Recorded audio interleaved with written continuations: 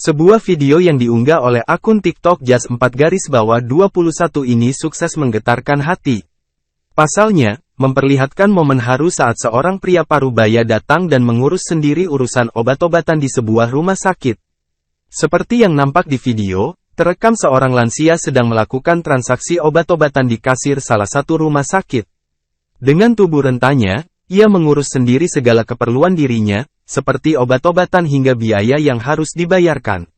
Meski hanya sendirian dan sedikit bersusah payah, ia tetap tersenyum sambil memasukkan obat serta plastik kresek ke dalam tas yang dikalungkan.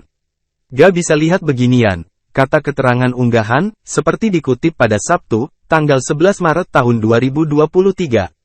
Tak hanya si pemilik akun, warganet yang melihat potret haru itu juga ikut sedih, dan turut menyayangkan mengapa ia hanya sendirian pergi berobat.